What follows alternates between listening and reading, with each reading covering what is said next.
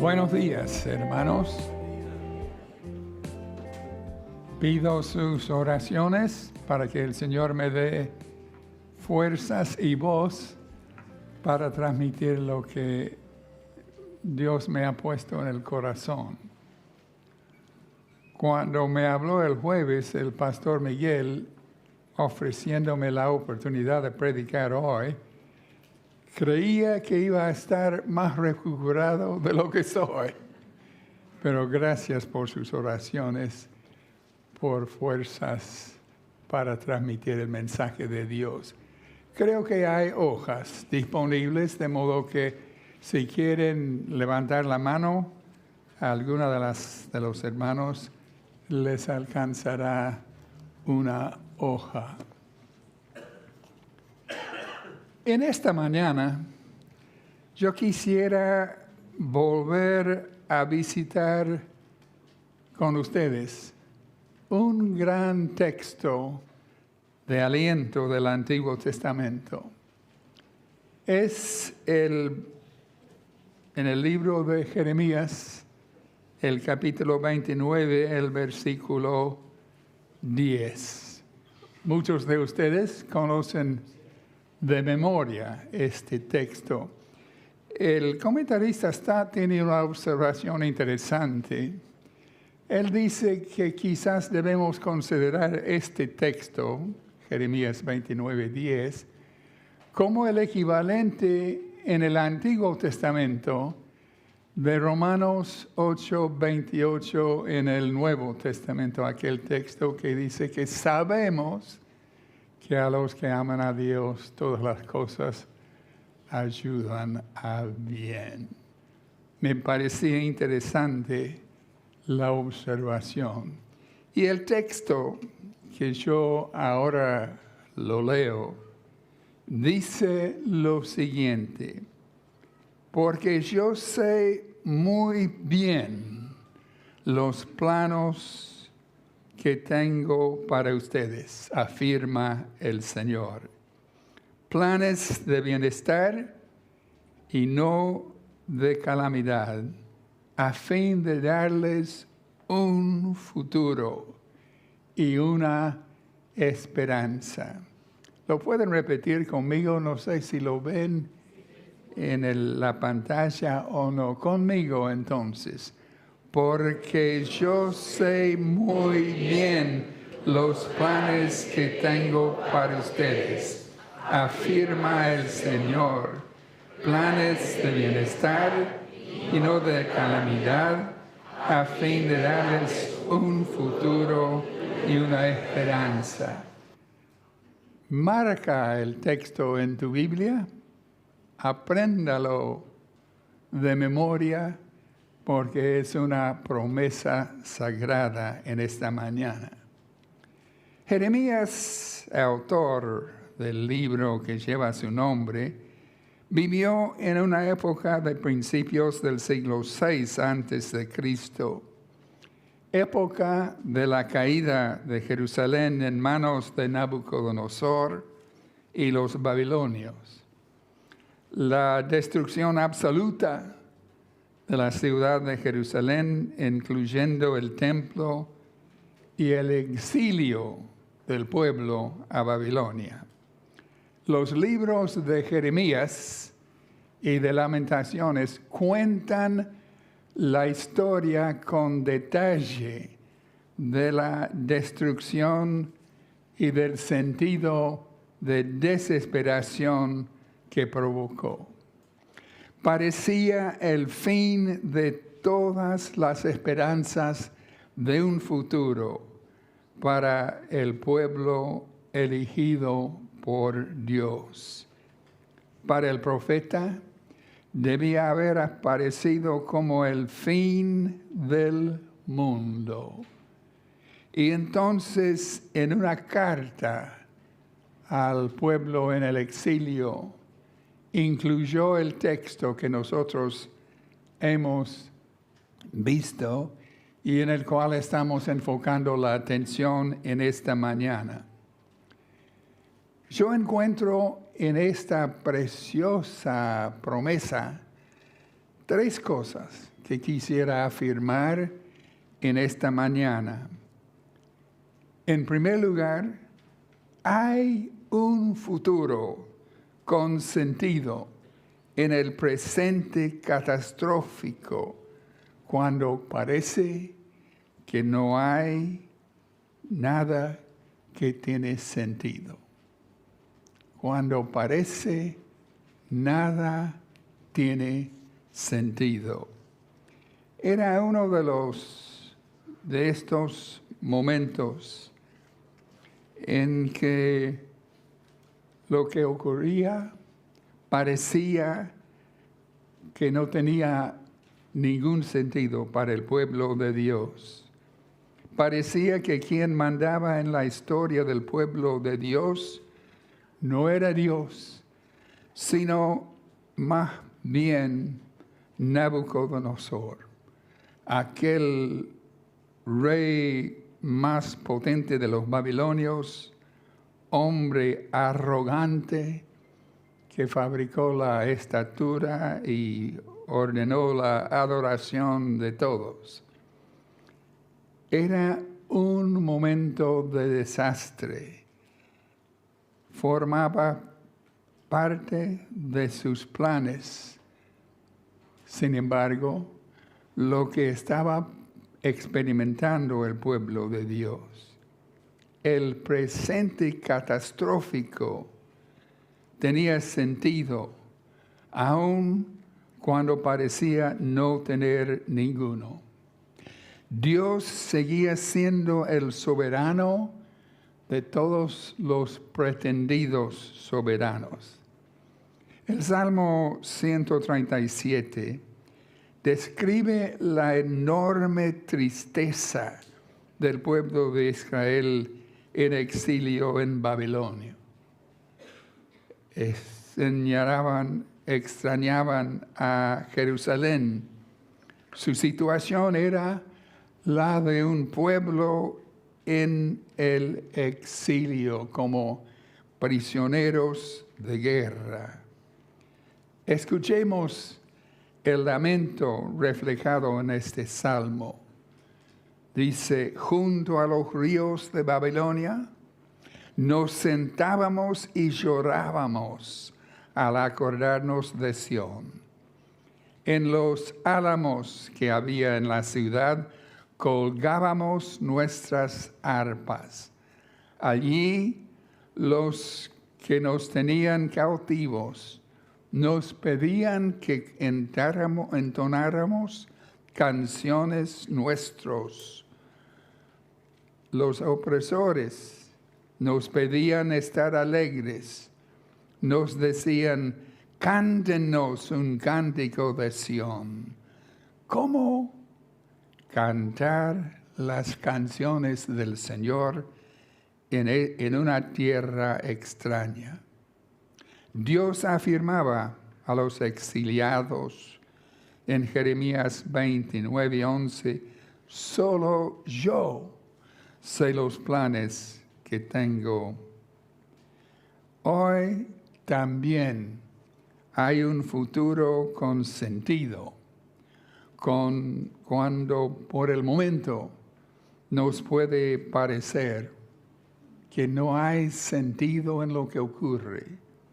Por el momento parece que Putin manda en la situación actual en Ucrania.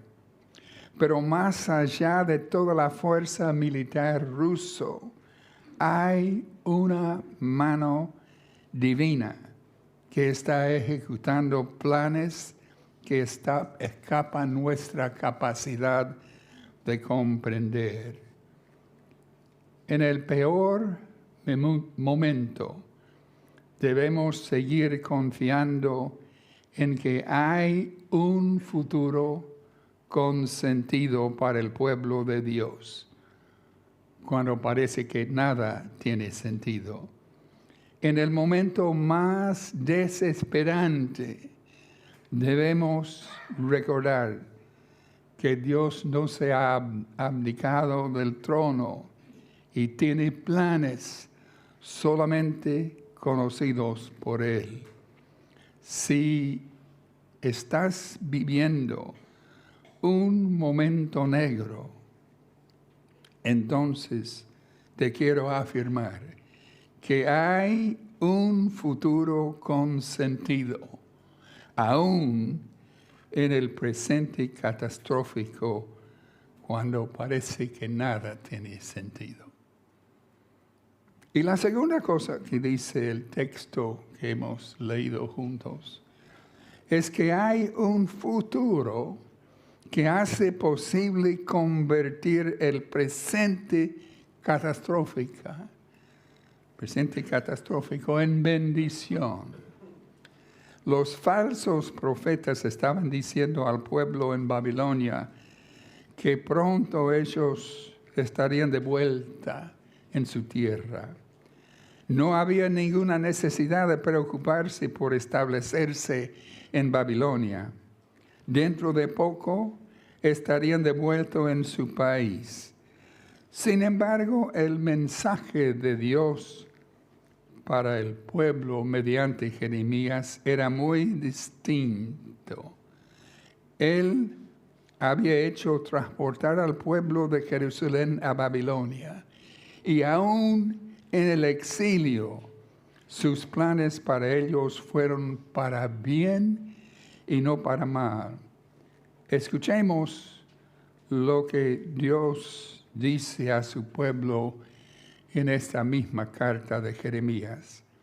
Así dice el Señor Todopoderoso, el Dios de Israel, a todos los que he deportado de Jerusalén a Babilonia: construyan casas y habítenlas, planten huertos y coman de su fruto. Además, busquen el bienestar de la ciudad a donde los he deportado y pidan al Señor por ella, porque el bienestar de ustedes depende del bienestar de la ciudad.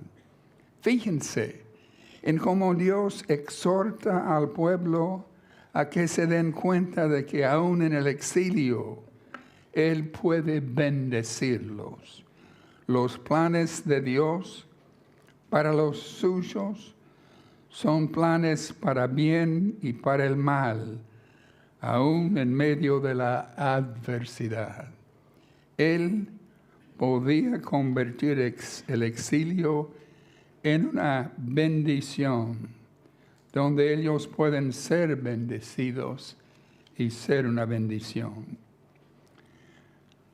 Hace un tiempo vi un artículo sobre un cuadro por un pintor ruso ucraniano, Nikolai Yaroshenko. En el cuadro hay 5 prisioneros: un soldado, un obrero, un campesino, una madre y un niño. Ellos miran por la ventana con barras de un vagón de ferrocarril. El niño está alimentando las palomas que vuelan por el lugar con migajas. Y los prisioneros miran, ellos eligen participar de la vida en el momento.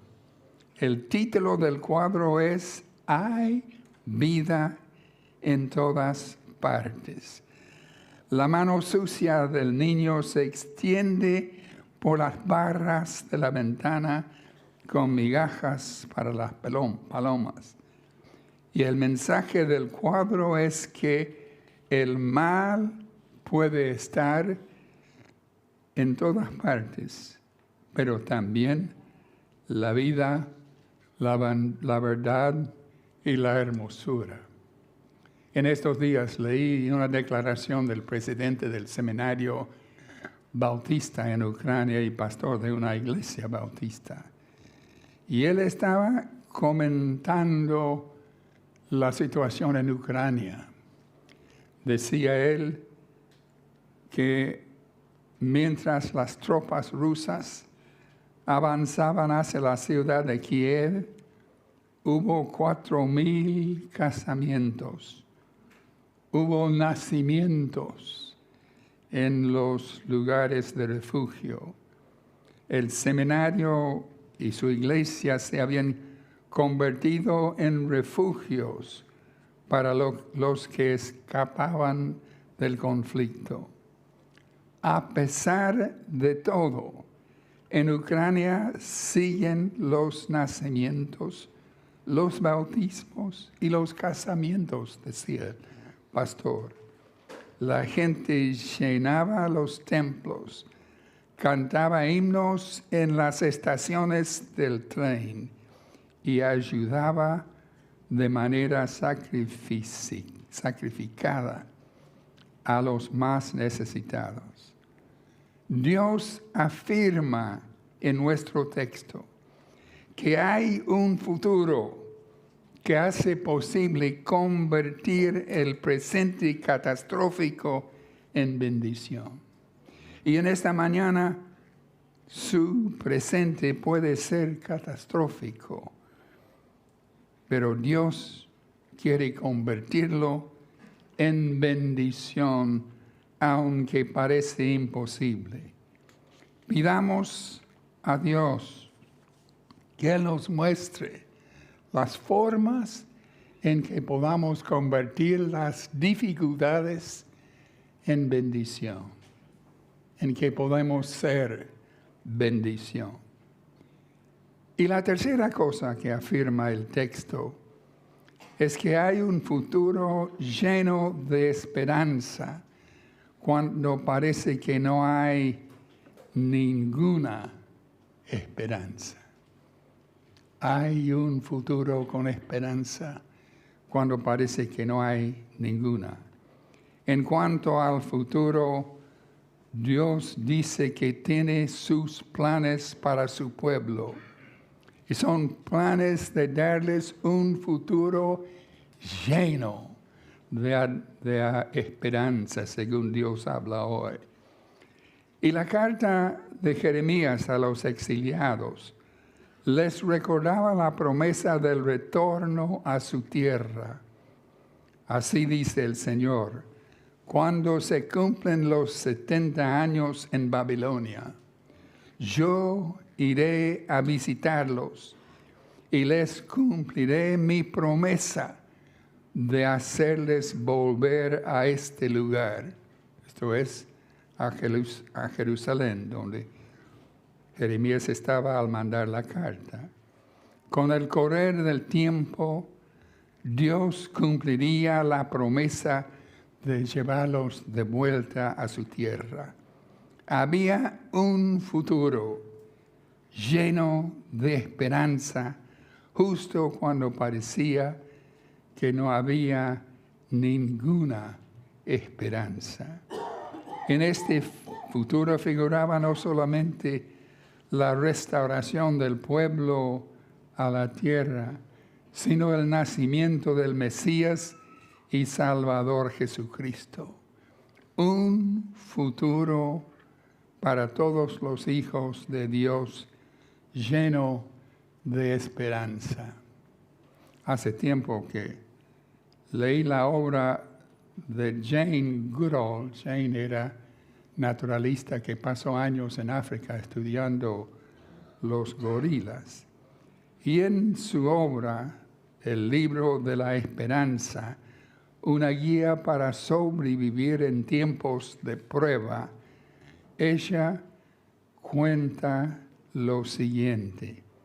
Es la historia del árbol de la sobrevivencia.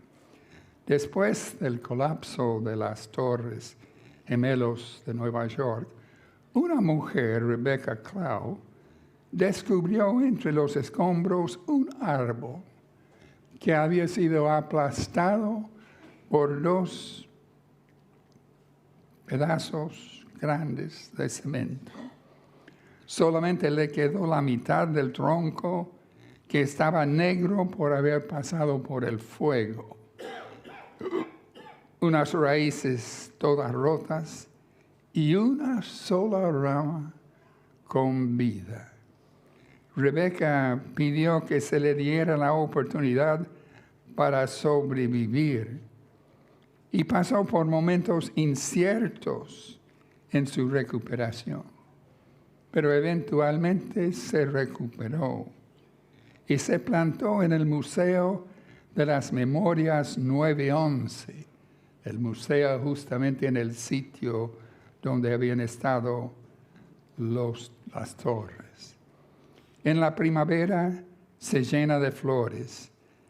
Jane ha visto personas mirarlo y secar lágrimas. Es un recuerdo de la resiliencia de la naturaleza y de lo que se perdió aquel día terrible de hace más de 20 años. Es también símbolo de la esperanza cuando parece que no hay esperanza. Jane participó de una ceremonia especial de las Naciones Unidas en Nueva York en celebración del Día Internacional de la Paz. Lo hizo con unos 20 estudiantes secundarios de todas partes de los Estados Unidos. Se juntaron alrededor del árbol de la sobrevivencia, aquel árbol rescatado después de haber sido aplastado. Miraban las ramas fuertes extendiéndose hacia el cielo. En este momento, Jane vio algo que no había visto antes: el nido perfecto, ahora vacío, de algún pájaro. Los jóvenes alrededor del árbol miraban el nido. Algunos sonreían y otros tenían lágrimas en los ojos. El árbol de la sobrevivencia, rescatado de la muerte, no solamente había brotado con vida nueva, pero había mantenido y nutrido vida en otros. A la luz de la historia de aquel árbol, Goodall hace la pregunta: ¿ahora entienden por qué me atrevo a tener esperanza? Nuestro texto en esta mañana está afirmando que hay esperanza. Esperanza que da sentido cuando todo parece no tener sentido. Esperanza de convertir la adversidad en bendición.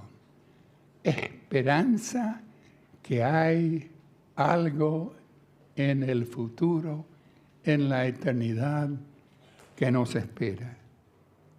Yo quisiera en esta mañana afirmar lo que dice Jeremías en su texto aquí. Él dice: me buscarán y me encontrarán cuando me busquen de todo corazón.